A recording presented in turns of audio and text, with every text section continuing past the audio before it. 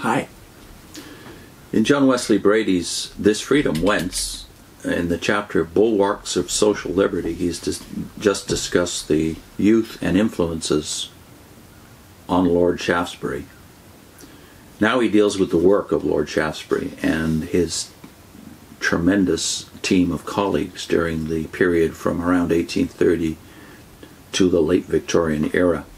How well then did Shaftesbury fulfill his vow made under the shadow of Harrow's School in 1850, and that is referencing the occasion when he was 14 years old and saw a bunch of drunk men drop the cheap coffin of a working man on the road, and forever had imprinted upon his memory and imagination the plight of the poor man in pre-Victorian England. When 21, he came down from Oxford with a first in classics. When 25, he entered Parliament. When 27, under Wellington, he tasted cabinet office, only to find his independence curbed. Repeatedly, under Conservative and Liberal governments, he rejected cabinet portfolios, high posts at court, and both the Lord Lieutenancy, or Lieutenancy, I suppose it should be pronounced, and the Chief Secretaryship of Ireland. For years, braving even the Queen's displeasure, he declined the exclusive distinction of being made a Knight of the Garter, and on his deathbed he refused interment at Westminster Abbey, though his name was first on Dean Stanley's list among those most worthy of burial in the National Shrine. 57 of the 60 years of Shaftesbury's public career were given without pay. For long, though his tastes were abstemious, he had to borrow money to educate his 10 children. Yet to the end, his father, who most inconsiderately lived till the great reformer was 50, continued not only to oppose his reforming labors, but to embarrass him financially. At one period, for 7 years on end, he refused him admission, even at Christmas, to the family estate, of which he was heir. The sixth Earl contended that his zealous Christian son was teaching the common people to aspire beyond their station. He continued to cling to the aristocratic 18th century assumption that the poor should be left, quote, ignorant and drunken, unquote, in order that they might be kept under. Had Shaftesbury, during his long public career, achieved nothing else than the famous 10 Hours victory, he would have merited historical immortality. That victory, however, requires a word of explanation. Popularly, it is associated with the Factory Act of 1847. In reality, it includes also the Factory Acts of 1833, of 1844, and of 1850, while the Industrial Extension Acts of 1864 and 1867 practically universalized the provisions of that epochal advance.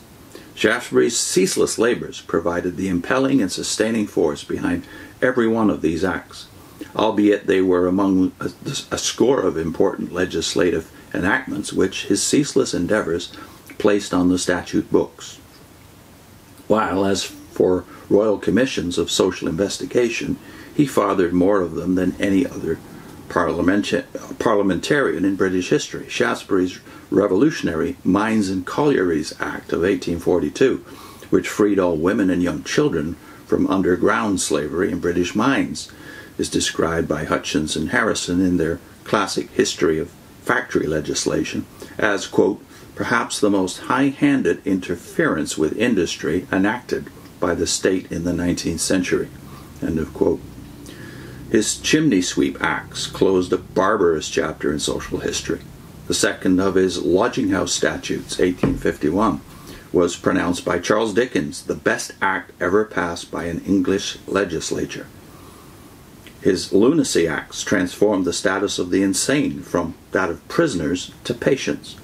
His Agricultural Gangs Bill, or bills, protected children of the countryside from a thraldom not less cruel than had been the lot of urban youngsters in factories, while his labors on the First National Board of Health and his repeated attacks on the mercenary entanglements of the liquor and opium traffics had far-reaching effects. Outside Parliament, Shaftesbury's labours were only less important than within. He it was who aroused in the Prince Consort his intense interest in social reform, thus creating a new tradition for British royalty. The Shaftesbury estate, with its hundreds of neat working-class homes and gardens laid out in the centre of Battersea's vilest slums, marks the initial move toward decent housing for the labouring populace. Shaftesbury, too, was the arch promoter of public parks, playing fields, gymnasia, gardening, allotments, workmen's institutes, public libraries, night schools, choral societies, debating societies, and all manner of self-help media. He was president of the Ragged School Union, of the World YMCA, of the British Informed Bible Society, of the Religious Tract Society, of the Pastoral Aid Society, the National Refuges and Training Ships, and of the Costermongers Mission, and many other humanitarian associations. At his unique National Memorial Service in Westminster Abbey, October 8, 1885, nearly 200 social, religious, and philanthropic institutions were officially represented, with all of which Lord Shaftesbury was more or less directly connected. 90% of Shaftesbury's colleagues in the epic effort to emancipate the industrial slaves of England were as much products of the evangelicalism as he himself. John Wood, the great cotton mill owner, who largely financed the 10 Hours Crusade, was a keen Bible student. Richard Oastler, the factory children's king, whose eyes were opened to factory cruelties by his friend, the said John Wood, was the son of a local preacher who, disinherited by his father for his Methodism, had become an ardent campaigner against slavery. On Wesley's last visit to the Oastler home, he had taken the infant Richard in his arms and blessed him, a fact of which Oastler was always proud. In truth, it was Oastler's connection with the revival and the anti-slavery crusade that caused him to coin the phrases factory slave, white slave, industrial slave, etc., while on his personal confession, it was his faith that sustained him in the arduous struggle to the end of his days. The indomitable J.R. Stevens, who had sworn allegiance to the children's king and who suffered 18 months' imprisonment because of the unparliamentary character of his popular agitation, was a Methodist preacher and the son of a president of conference.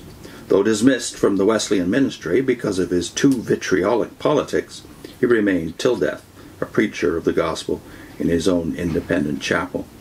Michael Sadler, instigator of the classic Sadler's Report on Factory Conditions in 1831-32, was superintendent of a large Sunday school in Leeds, and so spiritual was his conception of his task that he wrote religious poems, including The Factory Girl's Last Day, to stimulate popular sympathy.